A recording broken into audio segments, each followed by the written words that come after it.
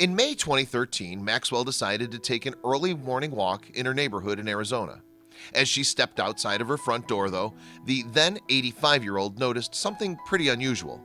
There was a little pup running across the deserted street. Maxwell instantly became worried that this was someone's missing pet, so she decided to follow the animal for a while to see where it was headed. However, the pup seemed skittish and quickly hid in some bushes to the side of Maxwell's house. The little animal remained there for hours, and when it finally re-emerged, Maxwell became aware of the true scale of the predicament. You see, the critter was not a dog, but a coyote, and painful kala cactus covered the animal's little body. The awful sight was deeply upsetting for Maxwell. The excruciating spikes had impaled the poor creature's legs, knees, and shoulders. They were all over his face, too. He'd get up and tumble around with all these kalas on him, and it was just so heartbreaking, Maxwell told CBS 5. That's when Maxwell called on a neighbor for help. Soon, Shawn Bordine and Jose Soto, two workers from the nearby Pebblebrook Golf Course, arrived on the scene. However, so did the little coyote's mother. The helpless animal looked on as her baby writhed around in agony. But working together, Soto and Bordine did everything they could to help the small pup. Indeed, Soto donned a pair of thick gloves and held the frightened coyote still. Meanwhile, Bordine used a pair of pliers to remove each individual needle from the animal's skin. Despite what must have been an awful ordeal, the coyote happily let the strangers help him. It was as though he knew they had kind intentions. As Jose held him, I was able to pull stickers out of his mouth, Bordine revealed to CBS 5. He didn't bite or make a sound. Coyotes are common throughout the state of Arizona, and some people consider the animals to be pests. That's because they can carry dangerous diseases and have been known to attack farm animals. Indeed, sheep and poultry are most at risk, but coyotes can kill dogs too.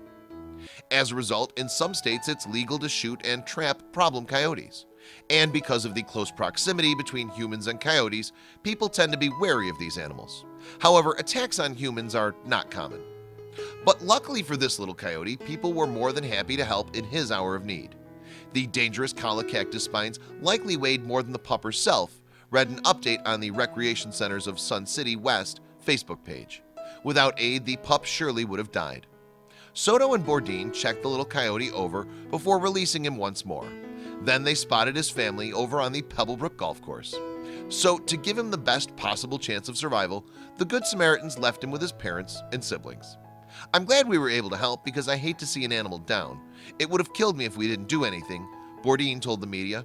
I have a dog and I would want someone to help if my dog was hurt. Thanks to their actions, the two men were inundated with kind comments online. Such a heartwarming story.